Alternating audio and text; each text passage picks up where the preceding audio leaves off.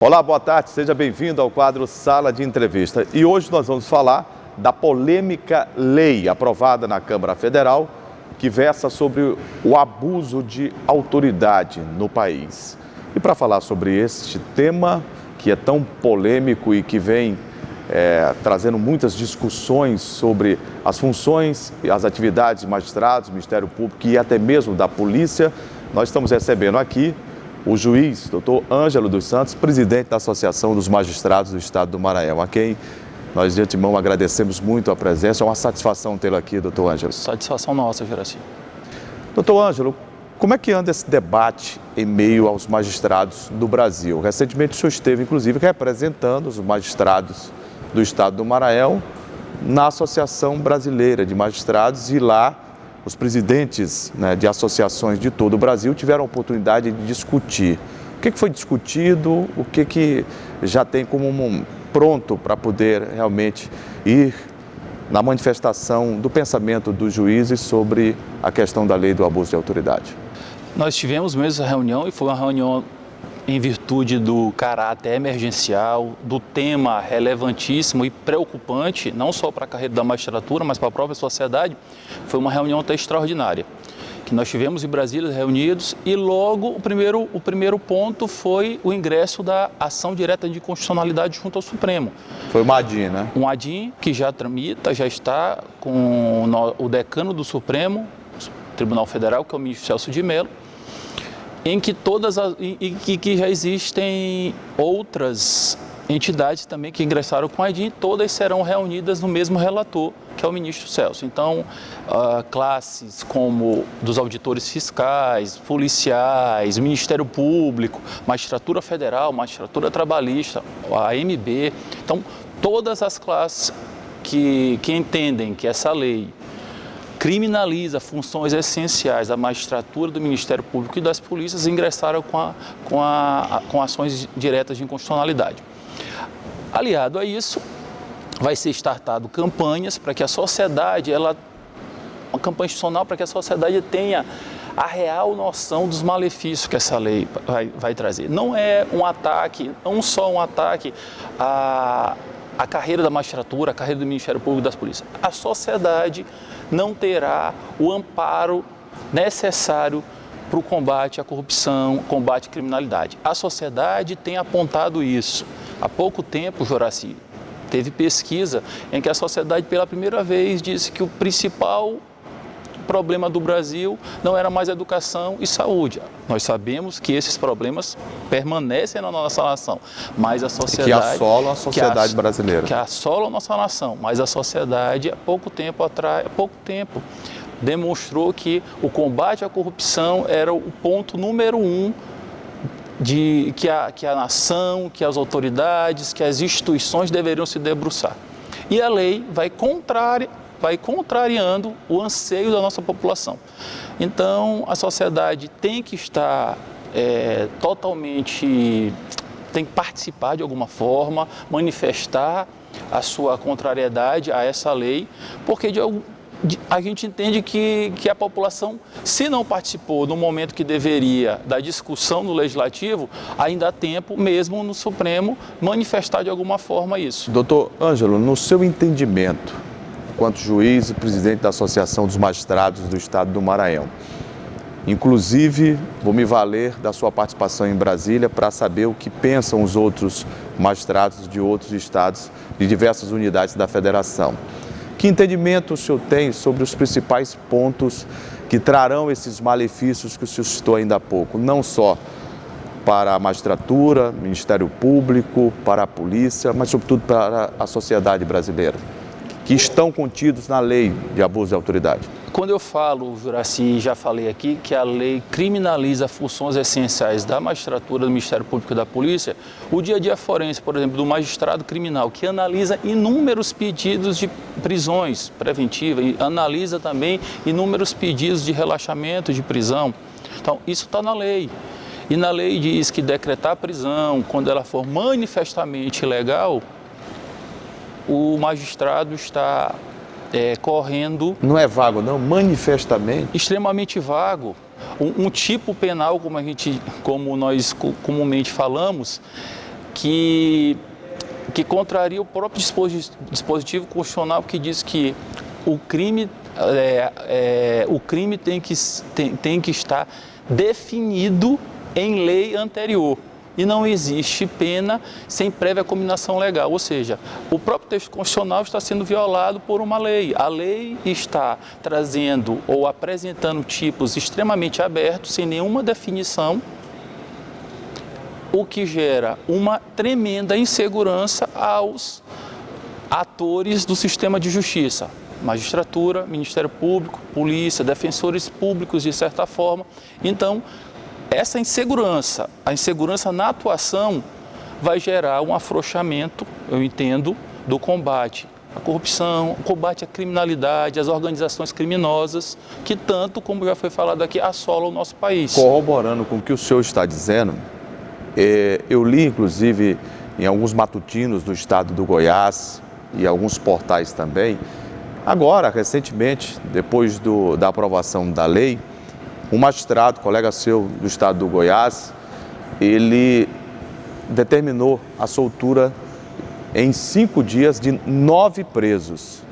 E muitos colegas de profissão da imprensa o perguntaram por quê. Ele disse, pela lei que aí está, agora não, porque a vigência não acontece, mas daqui a pouco eu vou ser alcançado e criminalizado. Eu não quero passar por isso. Eu não cheguei nós tomamos conhecimento, assim como você, pelas informações, mas eu não tive ciência do inteiro teor da decisão do magistrado, do colega. Então, eu não sei qual foi a fundamentação que ele utilizou. Mas é isso, o ponto é a insegurança que vai gerar, a insegurança jurídica. Se você não define o que é manifestamente, qual é o ato normativo, qual é a lei, qual é o instrumento normativo que define o que é manifestamente legal, uma prisão manifestamente legal. Então, a atuação do sistema de justiça, daqueles que atuam diretamente no sistema de justiça, eles vão atuar numa insegurança jurídica enorme.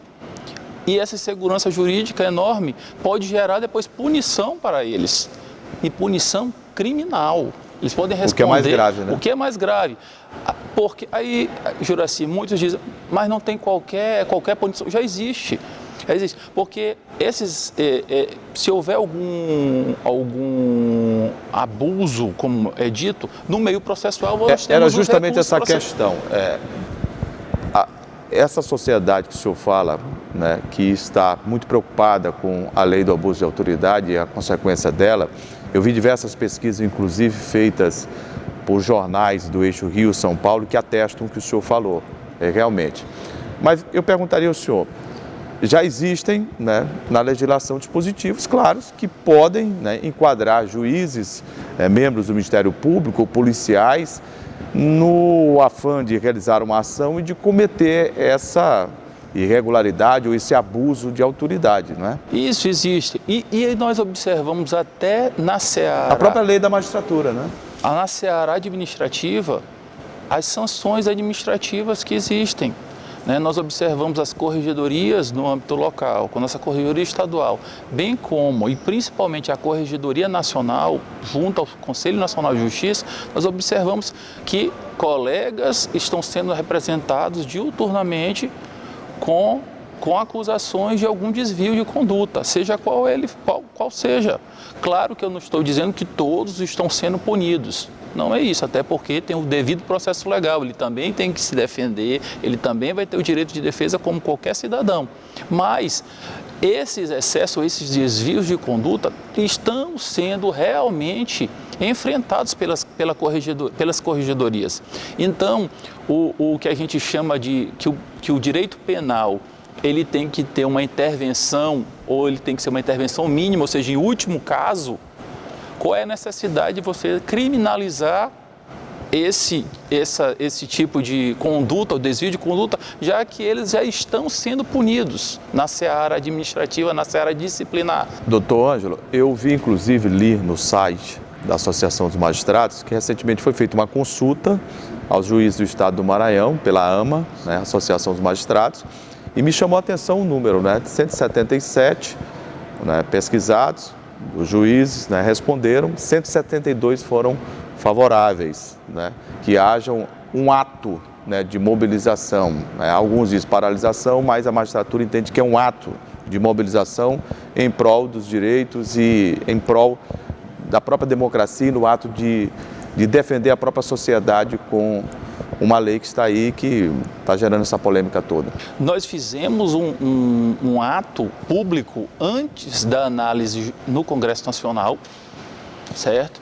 Ainda quando estava na fase, Juracy, do veto presidencial, ou da sanção ao veto presidencial, nós tivemos um ato aqui em São Luís, em que reunimos magistratura, Ministério Público, polícia, foi um ato nas promotorias da capital, e reunimos as classes que já estavam preocupadas com os malefícios que essa lei traria.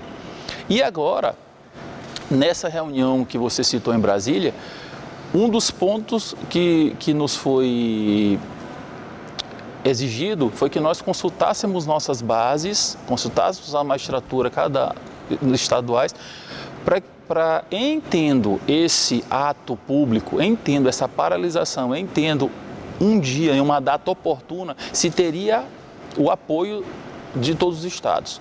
E nós, obviamente, fizemos o nosso papel de consultar os nossos magistrados, e os nossos magistrados indicaram. Estamos, como grande parte do país, extremamente preocupados com dispositivos dessa lei.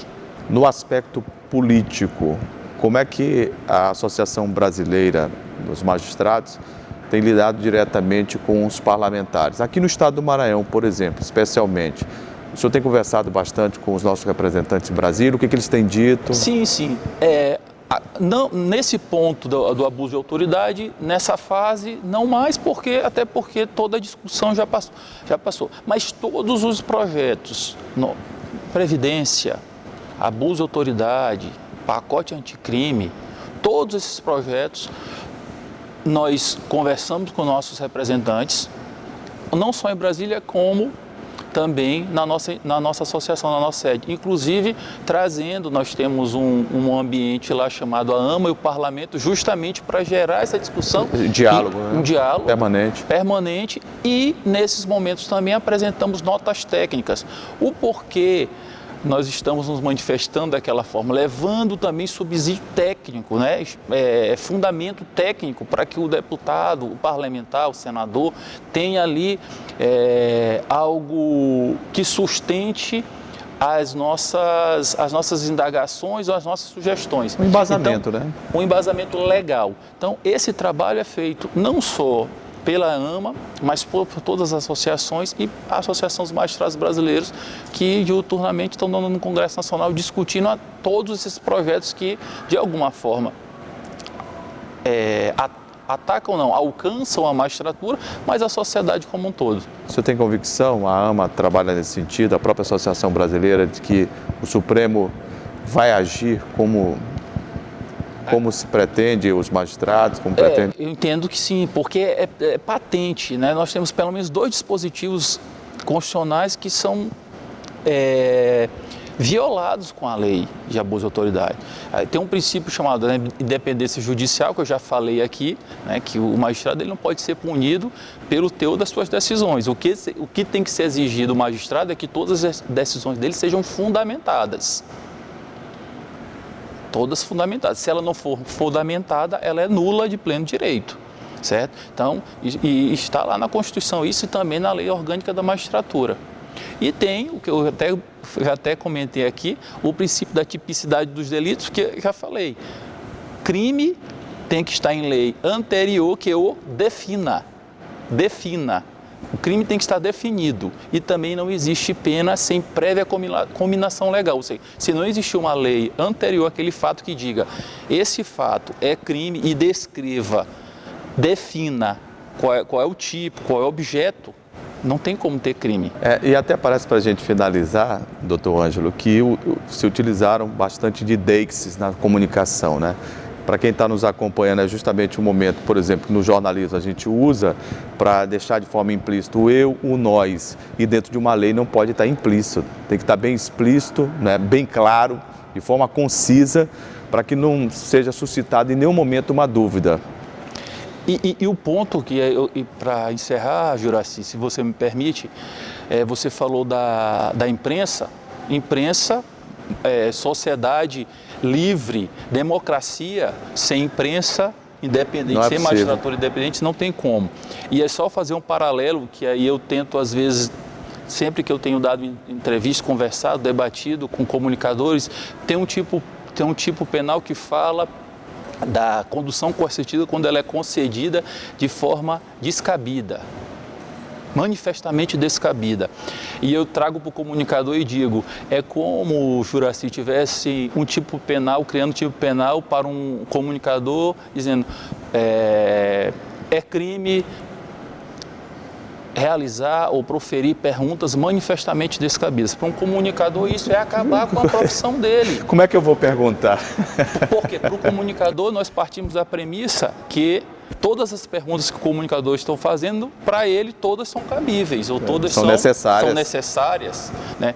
Mas nem sempre para aquele que está escutando, elas são necessárias ou são cabíveis, né? Então isso tudo é só um paralelo, uma analogia do que a lei vai trazer. E aí eu falo, vai criar a insegurança de atuação da magistratura, do Ministério Público e da Polícia, que são hoje os atores no combate, principalmente à criminalidade. Eu conversei aqui no quadro Sala de Entrevista com o juiz Dr. Ângelo dos Santos, presidente da Associação dos Magistrados do Estado do Maranhão. Dr. Ângelo, muito obrigado mesmo por ter vindo aqui, obrigado pelas explicações e vamos acompanhar, né, o desenrolar dos acontecimentos no próprio Supremo Tribunal Federal com a DIN, que foi impetrada, né, pela Associação Brasileira, com apoio de todas as associações que são filiadas em todo o território nacional. Muito obrigado. Eu que agradeço, Juracy, mais oportunidade. O quadro Sala de Entrevista fica por aqui e o portal da Assembleia volta amanhã. A todos vocês, o nosso muito obrigado pelo carinho da audiência de sempre.